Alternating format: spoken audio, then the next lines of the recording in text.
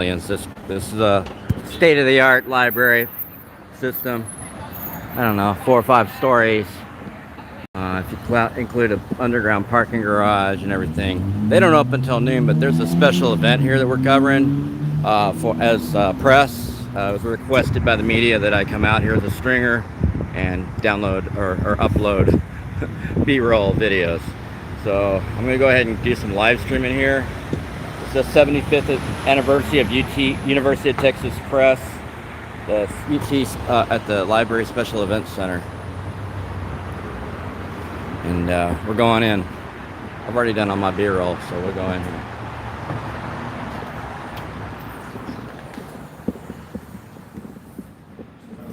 Lots of books out here. We're gonna go in for speakers.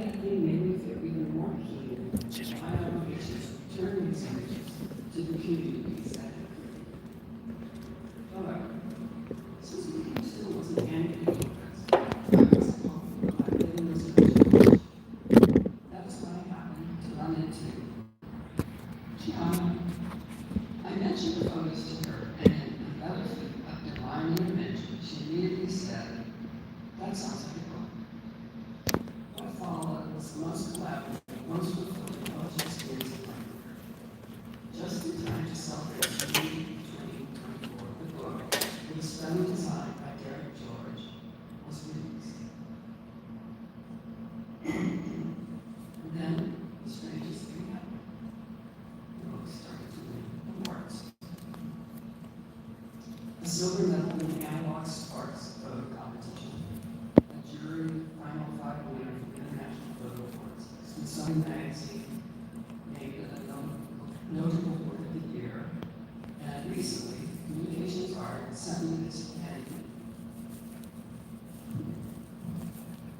Combo,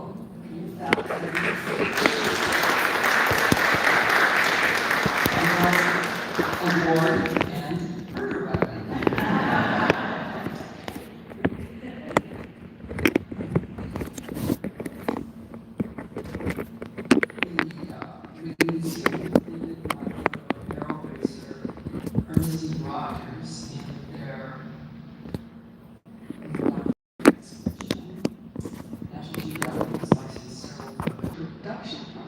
Going to use quite a few of my photos. Some of my narrative for the documentary series he is producing about the erasure of Black cowboys from American history. Texas Monthly ran an excerpt that featured the great prairie kid, Taylor Hall. Humanities Texas awarded a grant to turn the book into a traveling photo show, which got doged, but then got refunded. This meant so much to me because it would enable the images to be seen in some of the small towns, primarily outside of Houston, where so many of the rodeos that I had documented were held. At the opening of the show, I got my biggest thrill of all, because the cowboy captured in this photo on one of his last rides ever came to the opening.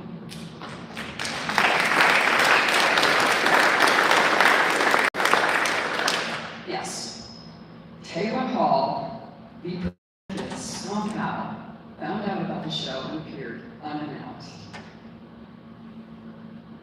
At 93 years of age, Mr. Hall reports that he still gets on a horse every day, and obviously he is as sharp and as sharply dressed as ever.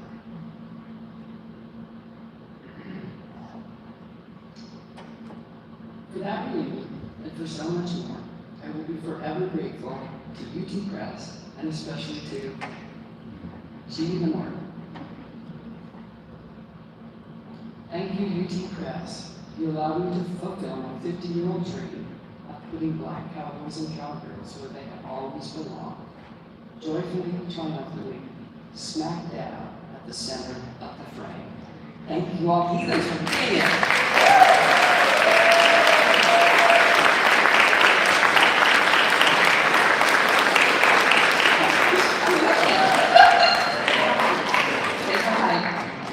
Say whatever whatever's on your mind, John. It's gonna be good. Oh, he's gonna tell me later in private.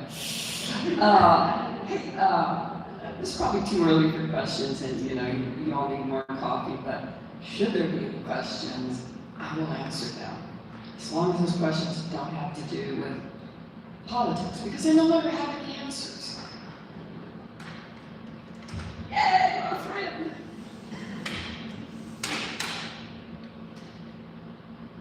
Thanks so much, Sarah. These are amazing photos. Could you just say a little bit more about how you came to take the photos? Excellent. So I was in photojournalism, and I was a newcomer to Texas, and all the wonderment and insanity of Texas just really hit me. I was fascinated by this. I was fascinated by this. First of all, I grew up in an Air Force family, and so it was not cool to have a state identity, especially if we were mostly overseas. And so, I mean, to us, the states were like 50 fingers that you close together in to defend the USA. So coming to Texas, performing this, such a strong state identity, just baffled and intrigued me. And just all the oddities, and I was like, I gotta get out there and get a camera. And I was really curious. And this, having a camera at that point, I was quite shy. But having a camera was, in the days of film, I loaded my own film and shot the film. Prayed to get something that anybody shot film in here? Anybody? Oh, yes, you don't know what I'm talking about. It was expensive and time consuming, and probably semi-lethal. You get in the dark room with all these toxic chemicals and so that was that day. But then it made you. My GM, or not my GM, but my manager, like, they're not in until tomorrow, but yeah, usually I just get my ticket, I get city ticket. I know it's been out for a year, I'm only in here for an hour, but, being an animal lover, I wasn't super wild about what was going on in the arena. I was utterly fascinated by all these different worlds that he could go from China to an old timer. Yeah, no, that's his manager, more job, but cultural she doesn't dissonance get than if it ever flew around the world. So I really just became fascinated by these worlds orbiting around all these different kinds of rodeos.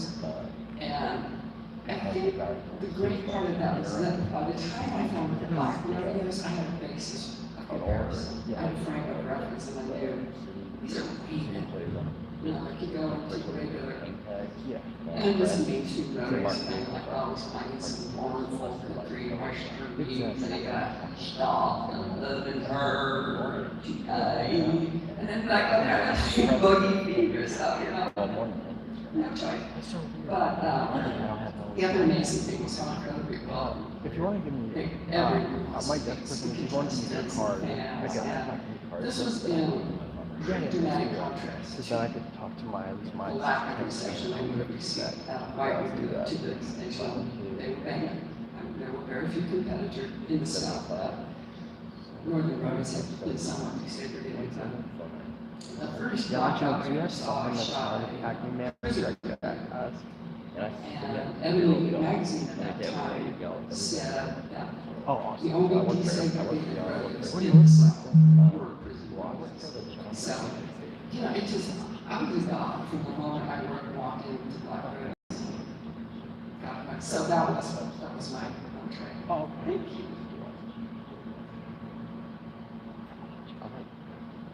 Favorite color? Let me think. My friend Carol's going to say we can ask a question. Thank you, David. I want to know if your photojournalism professor ever saw the results. Really? I couldn't have mine. She's going to sing. This woman can sing. I want to know if your photojournalism professor ever saw the extraordinary results of that class. No, but I've been in touch with him. This was the two classes I took were from, I can't remember, it's also Wisconsin. And J.B. Colson and Larry Schaff, fabulous teachers and photographers, and I was a very middle photo student. So no, I mean, I kind of did all that after I finished school.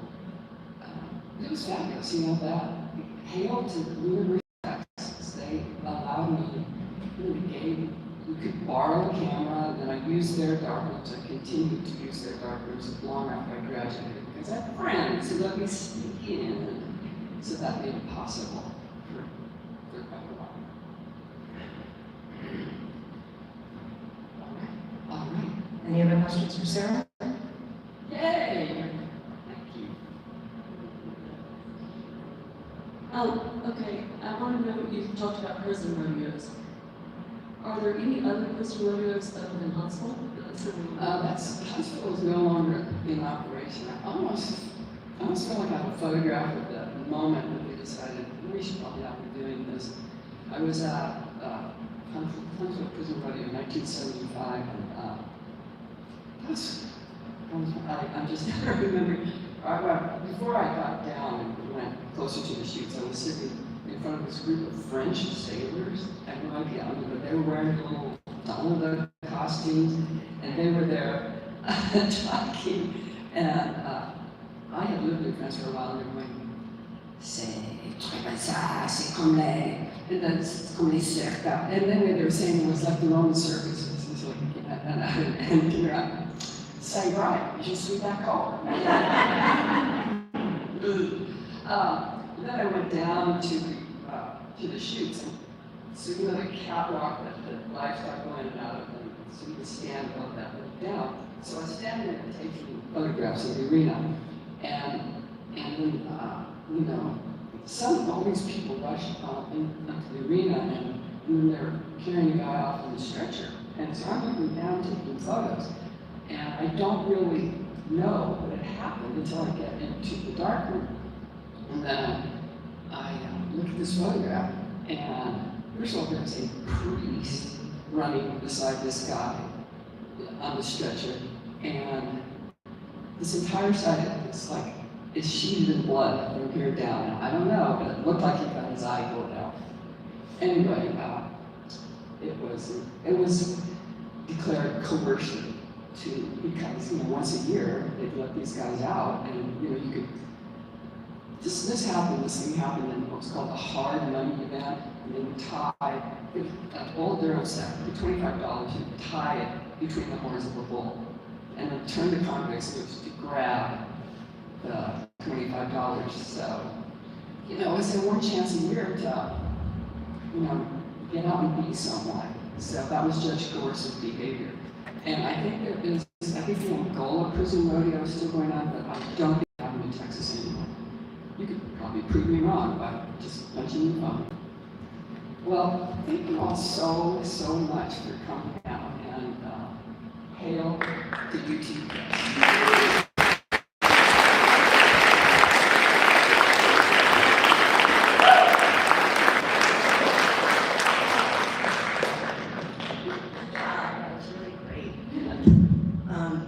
After every panel, we're going to have the authors sign books. It's going to be the last table to the right as you exit. And all the books are set up now and ready for your wallets. Thank you so much for coming so early this morning. We really appreciate you. Next up is David Hillis, and that will be at noon. So hopefully you'll stick around. Thank you.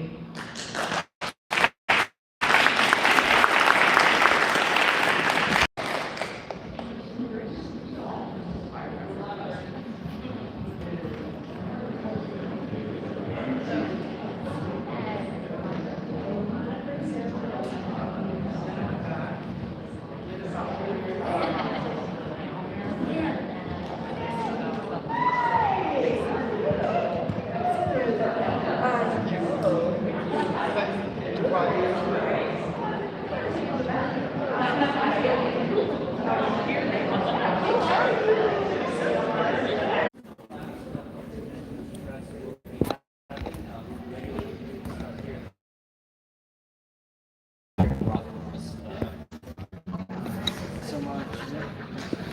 Yeah, that was great. Let's take a second to on the fly. Oh, no, it was gave us spikes that were good, right? I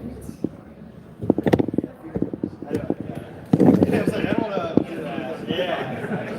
That's it. That was, I'll let you do that. Sometimes I was looking for some walk away.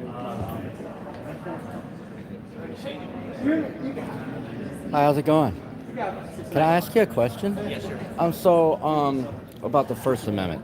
So, I've been covering the protests since last summer on UT. I was arrested for just sitting down covering as press. The First Amendment, and I've been arrested twice by UT police for just being press and just covering protests. The First Amendment is being eviscerated by the University of Texas administration. I know that this is kind of like a different type of press because it's a press where they're making books and writing and authoring and getting sales from that. But like the actual First Amendment, the hardcore actual First Amendment where the rubber hits the road is like it's being just eviscerated by the same people that are paying the authors. Yeah. So. Yeah, I mean, we have a good relationship with the university, so I'm not. It's probably not my interest to talk about whether they may or may not have trampled the First Amendment. Yeah, I mean, it just affects us all. So I mean, The First we Amendment is share very rights. important, and we certainly are in favor of free speech. Yeah, cool. All right, thank you. Eviscerated. Eviscerate. So we missed Kirk Watson earlier. He came out here. He also eviscerates the First Amendment in city council meetings. But we've already submitted our B-roll. We're just here. I'm with the Challenger Street newspaper. I've been in media longer than any of these people. Today I'm working. I'm on a job. Yeah, I'm working for All Media today because I'm a stringer. Nice to see you, sir. You want to see a green room? Sorry, mind your way. Okay. Just live stream a little bit here. I wish I could have got Kirk Watson to speak.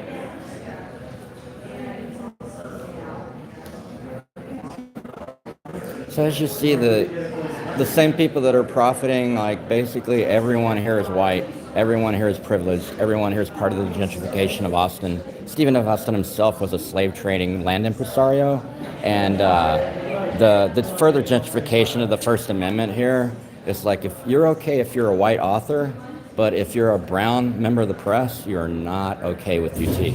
And no one wants to comment on it because it's conveniently not their goddamn problem. But, you know, it really is. All of us share rights. And like I showed last night, APD is beating up UT students on 6th Street, beating them up for no reason. My live stream last night, putting their foot on top of them, throwing them down, smashing their face up against the wall of the soup kitchen. And so, like, we all have rights, and they're being trampled on. And it's way more important than a goddamn book. It's way more important than a paycheck. It's way more important than your Tesla that you drive around in. It's way more important than going to Eeyores and pretending you're a hippie and all that crap. It's the foundation of our law in this country. So if we don't have law, then I mean, Charlie Kirk's for everybody. I don't know what to say. Like, we're in a bad space. We're in a real bad space, and you're not going to get the gentry to speak about it, and that's okay because silence is violence. I mean, the blood drips from the bindings. You know what I mean? Each one of these is bound in the blood of gentrification, the blood of toxicity, of colonization, and you know, these are the issues that some of us more care about. It's the issues that, like the last speaker was talking about in her book, or the previous speaker. We're trying to center people's cultures and their existence and their survivorship and the oppression. But then you also shut people out and don't want to talk about it. And I think that's a very convenient space for people to be. A lot of these people have a lot fewer degrees than I do, from less prestigious universities like the University of Texas, and because I turned the University of Texas down, but yeah, no one wants to really talk about it. But we'll go walk.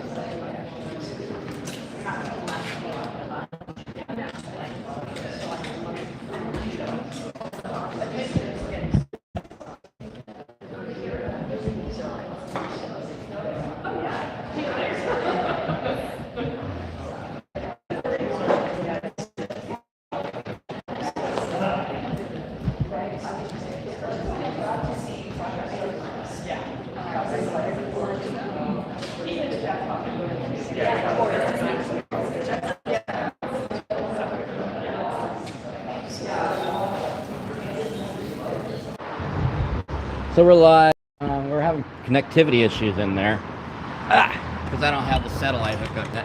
I got to get me the satellite hookup. But we're live here outside of the basically a book fair.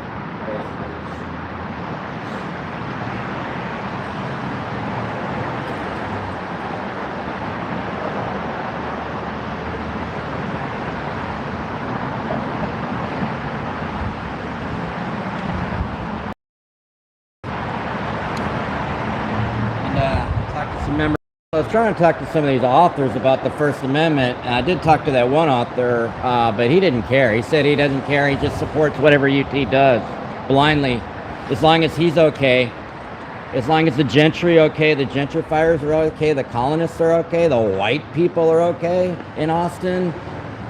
They don't consider brown people that are oppressed important, apparently, I guess.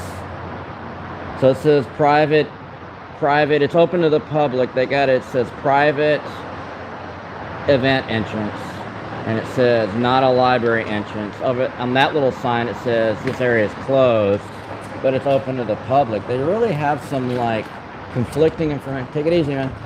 Conflicting information here. So it's like they're trying to keep out poor people of color like myself, but they ended up making it a public event, and the Stringer Corporation company that I worked for, they sent me here on a job, and I've already uploaded the video, so I should get paid like, I don't know, $55 I believe it was for an hour's work or so. That's pretty cool. I think that's good. I want to go back here and see what's going on with the community. Like I said, we're here at the library. And this is an open public event, but they're trying to keep everybody out. This area is closed, stop, kind of ridiculous. So it's not a public entrance, but it's open to the public. Like, I don't know. The gentry and their gatekeeping parentalism is just ridiculous. We don't have to listen to their bullshit. We're all citizens. We all should share rights in a democratic republic. We're at the library. We're going to go down here and see what people are doing. Been hearing that around 8, 9 p.m. that the black vans roll up and steal people off the streets and they disappear them. I don't know if that's true or not. That's what another journalist was covering, and I'm interested in finding out more about that. That's way more important to me than some damn book about tokenizing people of color while you just tell them that everything's closed.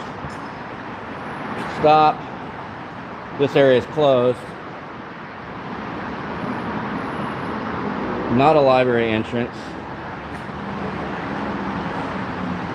private event entrance only. And so, like, how are you going to have a public event and tell the public they can't come?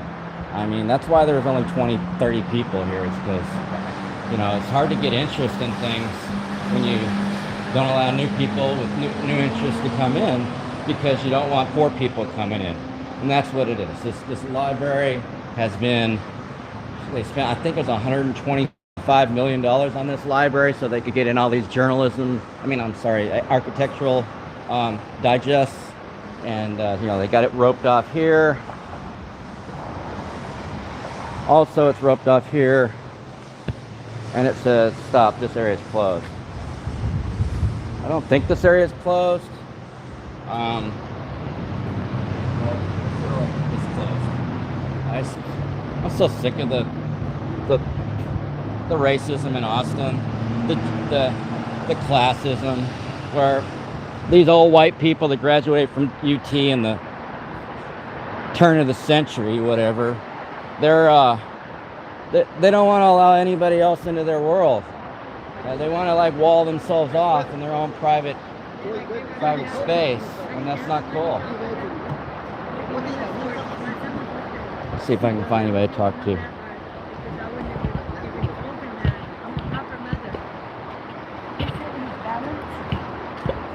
Oh, balance.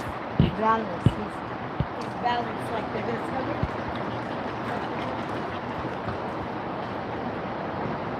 So there's lots of people being disappeared down here. There's regular sweeps down here. This is a Shoal Creek down under behind the library. Here's your $125 million library that's not up until noon, while people die on the streets down here and are captured by what are they, incels, MAGAs, anti-homeless, racist, and cosplaying cops for the city of Austin.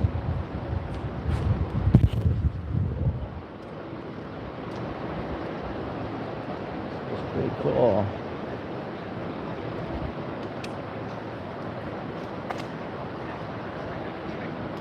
I'm sure nobody will want to talk to me. There's some art down here. It's upside down. Some artists out here. A lot more artistic than the people that walk around.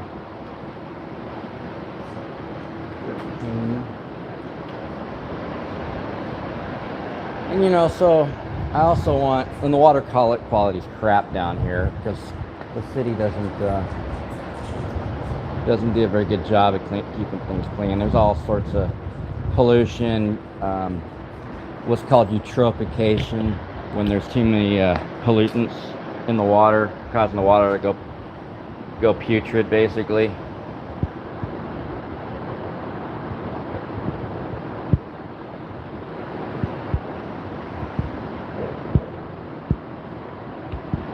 Yeah, there's some poetry out here. Actually, I haven't done any poetry in a while. I've done a couple like ad hoc haiku type things, but they weren't up to specifications for a traditional haiku. I have to look it up. I forget how. There's so many syllables, so many, and then the rhyme, all that.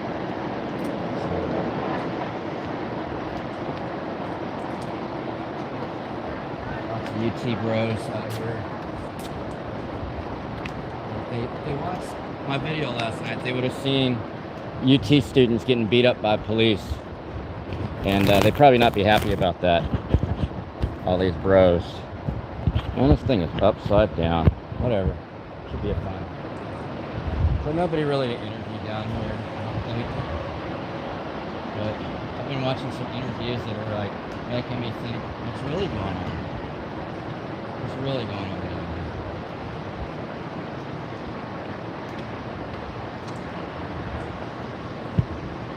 So most of these people that are walking by me wouldn't last 5 minutes on the streets. They don't even know how to eat, how to keep warm, how to sleep, how to avoid police entrapments.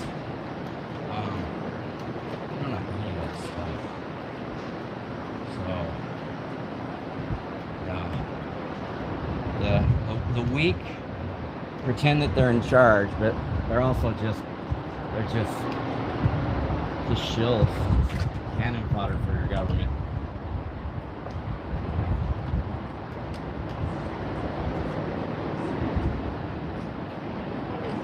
Start popping in some Big buildings, lots of money, lots of people do photography down here on these bridges and whatnot. That's normal. Nothing unusual there. Same thing I'm doing. It's normal. Guess I got my printer back.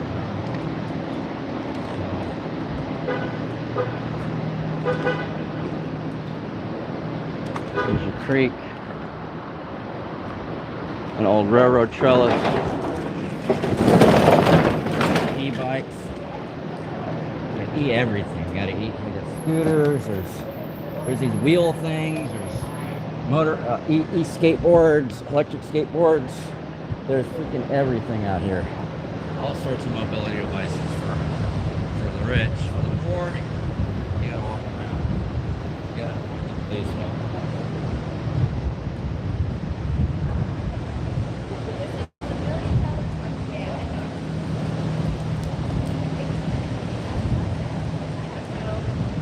Scooters are fine. Homeless people they don't want. Condos, bistros, oppression, and what you call it? Not very much intelligence for intelligentsia, but there's a lot of gentrification and privilege. A lot of white privilege, white colonization. There's juice land. There's about 100 of these damn things. I love juice land, but we don't need them on every corner. We literally don't need a juice land on every corner. People have to learn to go to. It's not serving the public. It's serving just the rich, just the yuppies, not everybody.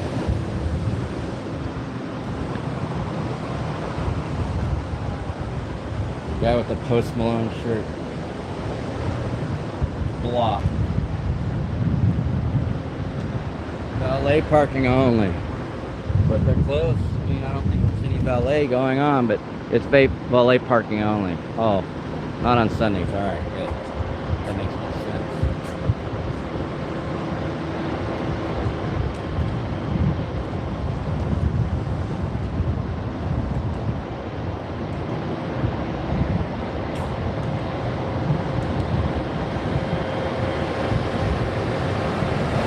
Public parking garage. Porta potties, but they're all locked because they don't want people getting into them and going to the bathroom, unless you're the privileged class. Look out, the privileged class are coming out. You're like Batman out of these automated parking garages. Money, money, money, money. There's billions of dollars, trillions of dollars tied up downtown. They can't help the poor at all. Not even barely. Just barely. Like they'll house 10 people and out of 50,000 people they have on the streets out here that they've gentrified and stolen their housing through eminent domain, through COVID shutdowns, through eviction processes. They've taken people's grandmother's houses, their property taxes, and evicted Austinites of color and poverty all over the street. And then yuppies only. So if a homeless person's standing here with their property, they're going to get attacked by the police. But if one of these Karens in Kansas standing around with their luggage, they're okay. Even though they're vagrant at the time. As you can see, there's lots of vagrants out here that are homeless. I don't know why they don't come and ticket and arrest these people like they do other people. Disappear them. How'd you like to be disappeared, sir, by your government? Exactly. These yuppies they can't even think. They're like not even intelligent. They just do. They spend, they don't realize that their luxury comes at the displacement of actual Austinites. Actual people that have been here longer. It's okay. I fully support gentrification in the bistros. Bistro time. You got the claws of the devil right here. Look at the claws of the devil here. Ta-da! The clouds of the devil. Ta-da. The Illuminati owl with eyes, spooky ass eyes. There's another one. And here we are on the suspension bridge, sitting on some kind of polyhedron thing. Polyhedron, whatever you call it. And here's the suspension bridge. It's pretty cool. But again, the city does really cool things. City of Austin does really cool things. And then they put this crap so you can't skateboard on this slant. They don't want anybody skateboarding. Of course, I don't want anybody skateboarding over there either. Look at these bolts. Fancy stainless steel welds, stainless steel metal, all this. Yet the water right below it has got packaging, food to-go packages floating in it. See that? That's a big old to-go package. At least it's not foam. Let's see if we can get a better view over here. There's trash everywhere. The city doesn't keep up its infrastructure. This guy's taking a picture of his bike that he's in love with. But you know, there's all that's trash and algae, and it's gross, and it'll kill you or your dog. The blue-green algae, or whatever the algae out here, has a toxin that can kill you. There's also freshwater amoeba that can get in your eustachian tubes in your ears and kill you. Everything's just nasty and disgusting, but hey, everything's all smiley and blonde up here. Everything's good up here.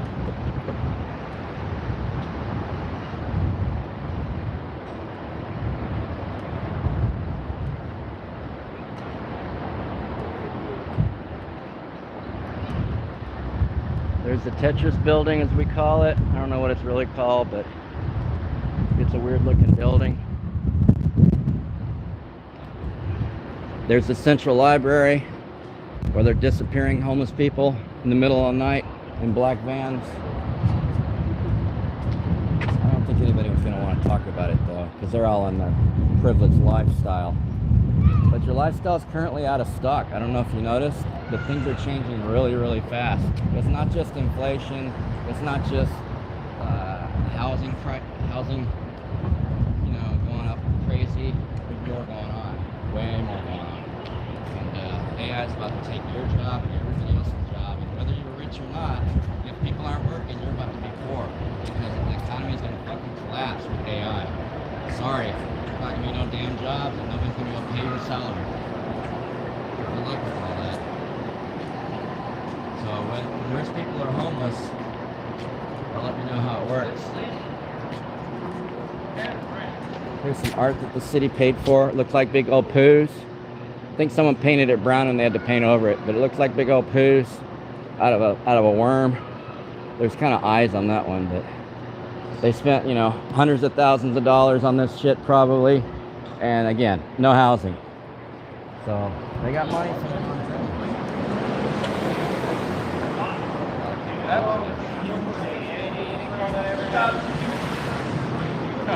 Yeah. Oh yeah. Silver with blue racing stripes? How can you forget that bitch?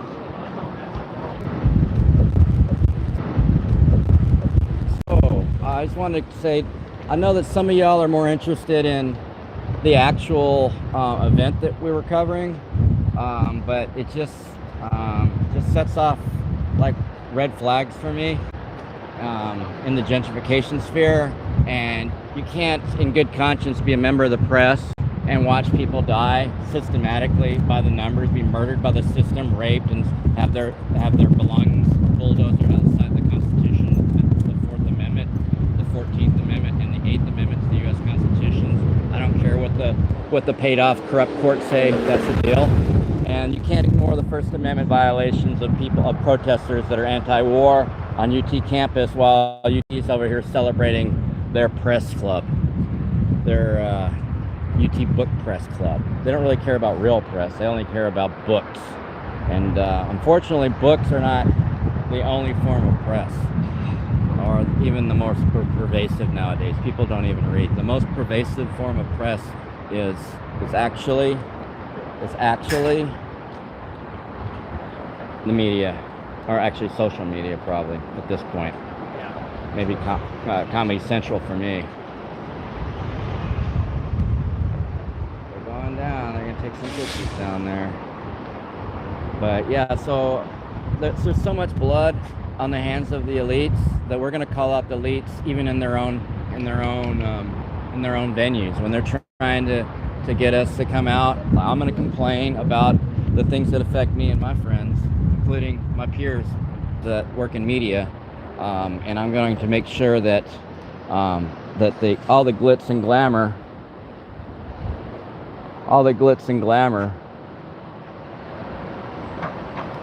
that the dark underbelly of the wealth and the power in town and the development and the fake progressiveness doesn't go unchecked. This is some words from the street here. I don't know if you can read that, but if you can, like, people are aware. People are aware. People are aware. Eat the rich. Oh, that's a cute doggy. That's a little puppy dog. I love dogs. Even the colonist dogs. I just feel sorry for them. Because a lot of these people go to work for 8 hours and leave their dog in a kennel for 8 freaking hours. Because they're so busy working that dollar that they can't really see anything else going on around them that they might be affecting. So as long as they're happy, they're not worried about anybody else's suffering. And that's just not American. That's just not human. It's not the way it should run. This piece of art, though, because it reminds me of a Tibetan prayer wheel. I like it. And it's movable. It has function. It's tactile. A little mourning dove.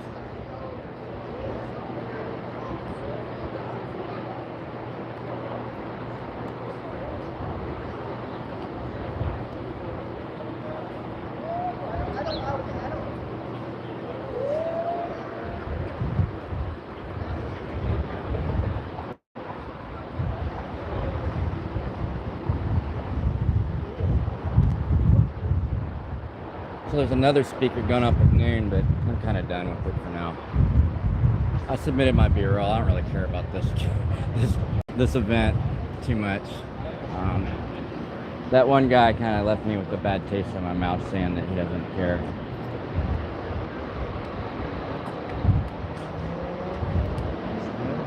This one moved? No, this one.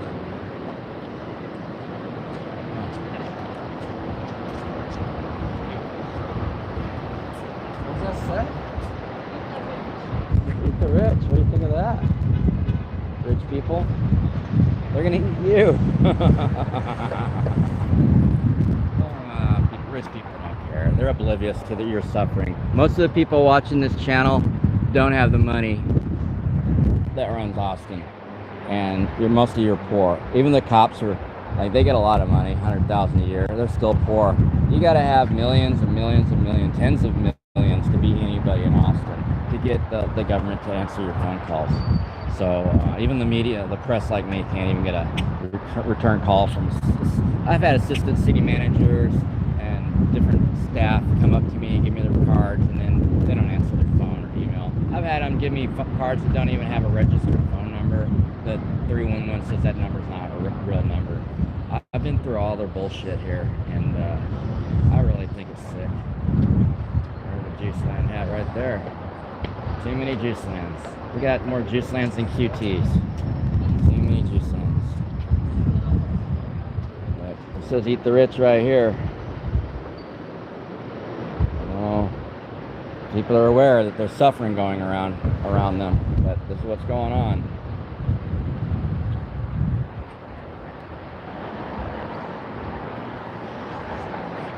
Let's see who this is.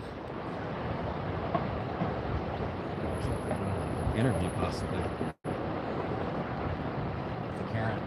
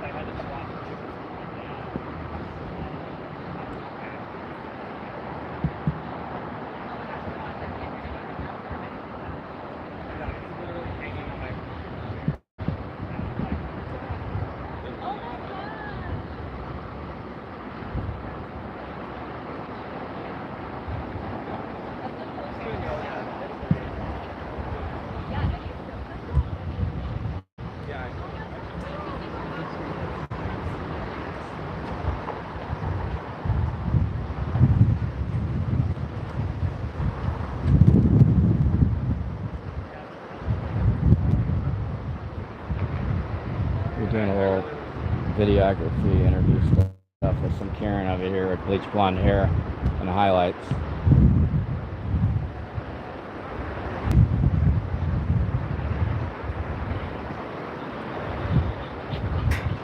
Oh, they're stuck down the juice lands. I'll go sit over here and see what happens. I might introduce somebody. Not sure. I'm gonna go sit over here.